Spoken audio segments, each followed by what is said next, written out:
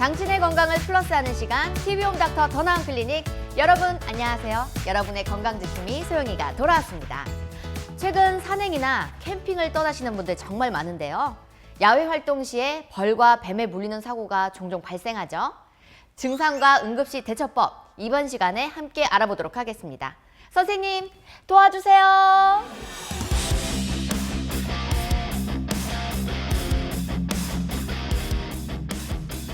선생님 안녕하십니까? 네, 안녕하세요. 우리가 함께 건강을 플러스하는 시간이죠. TV홈 닥터 더 나은 클리닉. 이번 시간 주제 선생님께서 직접 소개 부탁드리겠습니다. 오늘은 야외 활동 중에 많이 만나게 되는 벌 쏘임과 뱀에 물린 상황에서 어떤 대처를 해야 되고 어떻게 치료를 해야 되는지에 대해서 말씀드릴 거예요. 이 야외 활동 시의 안전사고, 특히 어떤 것들을 주의해야 할까요? 일단 가을 시기가 들어오면서 뱀하고 말벌들의 활동이 더 활발해진다고 되어 있거든요. 뱀 같은 경우에는 이제 동면 준비를 위해서 먹이 활동을 해야 되고, 벌 같은 경우에도 새로운 여왕벌들이 활동을 시작하기 전에 최대한 개체수를 늘린다고 하더라고요. 그래서 가을이 이제 제일 뱀과 말벌들이 활발한 시기다. 매년 뱀에 물린 환자들이 한 500명 정도 보고가 된다고 그래요. 그다음에 최근 5년 동안 벌 쏘여서 병원에 방문한 환자 수는 한 5,457건 정도 되고요. 특히 9월에 이제 50대에서 60대에서 가장 많은 것으로 되어 있고, 이 중에서 한 151명 정도가 입원을 했고 24명이 사망했고, 그중에 15명은 아나필락시스 쇼크로 사망했다는 기사가 있더라고요. 아나필락시스가 어떤 걸까요?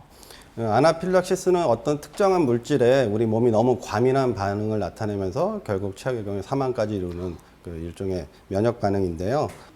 바로 치료하면 대부분 별 문제 없이 회복되는 경우가 많은데, 이제 치료 시기가 늦어지면 바로 중대한 문제가 생길 수 있는 문제고요. 보통 우리가 흔하게 알고 있는 게 이제 항생제, 페니실린 같은 항생제 많고요. 또 해열 진통제, 그다음에 땅콩, 달걀, 우리 해산물 이런 거에 알러지 있는 분들 중에 너무 과민 반응이 심하게 오시면 아나필락시스로 사망하실 수도 있거든요. 그 중에서 또 지금 얘기하는 벌과 뱀에 의한 독에 의해서 아나필락시스가 올 수 있습니다. 이 아나필락시스의 주요 증상은 어떤 게 있을까요? 이런 이제 과민 반응 물질에 접촉하고 나서 대부분 1시간 이내에 기침, 흉통, 그다음에 입과 손발의 저림 감각, 빈맥, 소양증, 그다음에 발진, 구토 이런 등이 나타날 수 있고, 그다음에 그게 심해지면 호흡곤란, 그다음에 저혈압에 의한 쇼크, 의식 소실 등이 나타날 수 있어요. 이렇게 벌이나 뱀 같은 동물에게 물렸을 때 최대한 빨리 병원에 가는 게 최선의 방법일 것 같은데요. 맞을까요? 그렇죠. 빨리 병원에 가시는 게 좋은데, 물론 벌 이제 구분해서 얘기하면 벌 같은 경우에 어떤 벌이냐, 꿀벌이냐 말벌이냐에 따라서 좀 다를 수 있겠죠. 꿀벌에 한 번 쏘였다고 막 사망까지 가는 경우는 흔하지는 않으니까. 꿀벌에 혹시 쏘이면 꿀이 들어가는 건가요? 꿀벌에 있는 독이 들어갈 건데, 꿀벌 독이 말벌 독보다 더 세대요. 똑같은 양으로 따졌을 때. 그런데 꿀벌보다 말벌이 사망률이 더 이제 높게 나타나는 이유는, 독성은 약한데 한 번에 많은 양을 쏜다는 거죠. 말벌이요? 네. 그리고 꿀벌은 한 번 쏘면 끝인데 말벌은 여러 번 많은 양을 쏘니까 그래서 더 치명적이다. 최대한 안 물리는 게 굉장히 좋긴 하겠네요. 그렇죠. 뱀에 물렸을 때도 빨리 병원을 가는 게 좋겠죠? 뱀 독에 의해서 결국 사망까지 이룰 수 있는 상황이고, 이 뱀 독이라는 거는 굉장히 복잡한, 최소한 40여 가지의 독이 복합적인 독이기 때문에 사실 자연에서 발생하는 독 중에 굉장히 복잡하다고 돼 있어요. 물론 가벼운 증상으로 별 문제 없이 끝나는 경우도 있지만, 정말 심한 경우에는 사망까지 이룰 수 있는 독이거든요. 결국 환자분들이 별거 아니겠지 하고 치료를 미루고 집에 계시다가 결국 전신적인 반응으로 다발성 장기부전 이런 게 빠져서 사망하실 수 있어서, 뱀에 물린 경우는 일단 어떤 뱀인지 먼저 확인을 하는데, 놀란 상황에서 이게 독사인지 아닌지 확인이 어려워요. 그렇다고 또 뱀을 확인하겠다고 잡는다고 그러시다 보면 더 손상을 입으실 수도 있고 해서, 뱀에 물린 경우에는 가능한 한 멀리 피하신 다음에 빨리 응급치료를 받을 수 있는 병원으로 이동하시는 게 좋습니다. 또 이렇게 벌이나 뱀 사고 후에 일반적으로 어떤 증상을 호소하시는 분들이 많을까요? 일단 벌 먼저 얘기를 하면 이제 주로 붓고 가렵고 아프죠. 그래서 벌에 쏘이면 그런 강아지들 짤도 있었잖아요. 벌집 물다가 강아지들 이렇게 울퉁불퉁 벌 쏘여서 똥똥해진 그런 느낌으로 그렇게 붓게 되는 거죠. 그렇죠. 아까 얘기했지만 그런 게 아나필락시스 같은 전신 반응으로 나타나는 경우에는 이제 두드러기 같은 경우에도 온몸에 다 나타나게 되고 그다음에 그로 인해서 뭐 호흡곤란이라든가 결국 그로 인한 사망까지 이루어질 수 있으니까 전신적인 증상이 보이는 경우에는 빨리 병원에 오시는 게 좋고요. 그다음에 뱀에 물린 경우는 마찬가지로 물린 부위가 일반적으로 조금 붓거나 뭐 아프거나 뭐 출혈이 좀 있거나 이런 증상이겠지만 결국 뱀독이 온몸으로 퍼지게 되면 다발성 장기 부전까지 이루어져 특히 뭐 심부전이라든가 심장마비라든가 이런 거에 의해서 사망하실 수 있으니까 어떤 뱀이든 간에 사실 그걸 구분하려고 너무 노력하지 마시고 가능한 한 빨리 병원 응급실로 내원하시는 게 좋겠습니다. 이렇게 또 갑자기 발생한 사고 꼭 알아둬야 할 응급처치가 또 있을까요? 벌에 쏘인 경우에는 이제 침을 이렇게 빼려고 노력을 하실 건데 이렇게 손으로 잡아서 이렇게 빼시면 안 되고요. 신용카드 같은 걸로 이렇게 살살 밀면서 빼야 됩니다.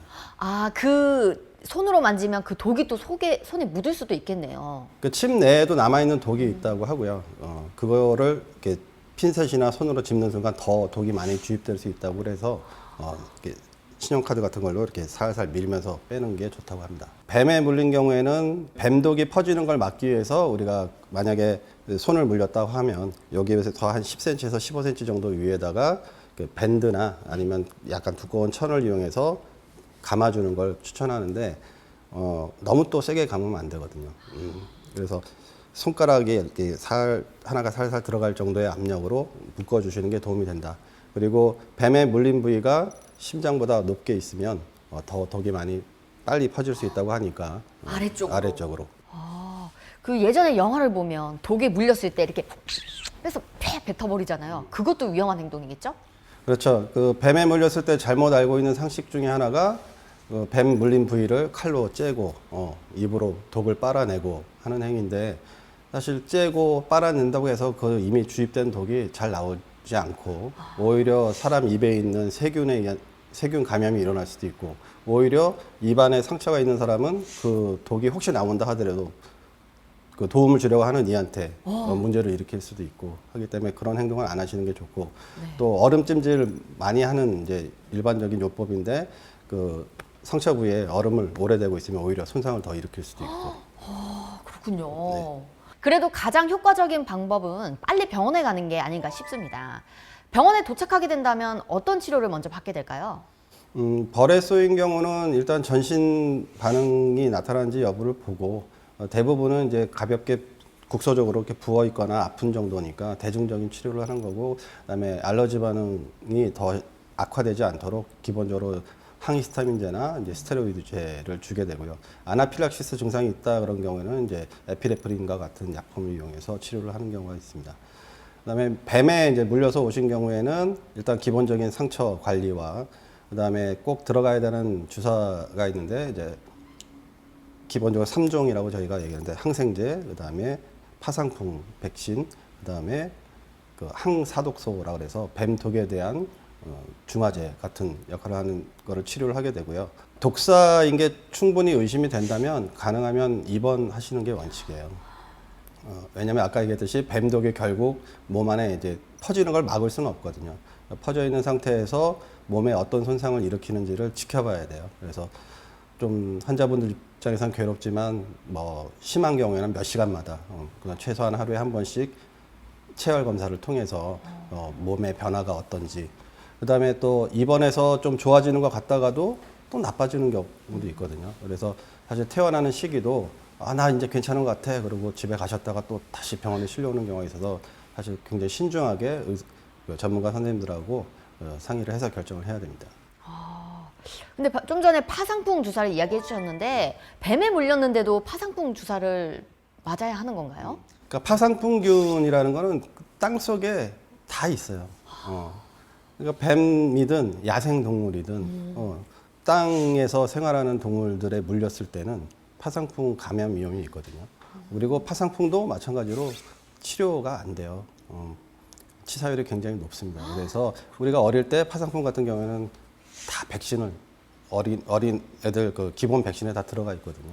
근데 이제 성인이 되면 그거를 이제 안 맞죠, 대부분은. 그쵸. 원래는 10년에 한 번 정도씩 맞는 거를 추천하고 있는데, 그래서 그 야생동물, 특히 뭐 개나 우리가 집에서 기르는 개나 고양이도 마찬가지예요. 거기에 물렸을 때 파상풍 그 백신을 맞은 병력이 없는 분들은 맞으시는 게 좋습니다.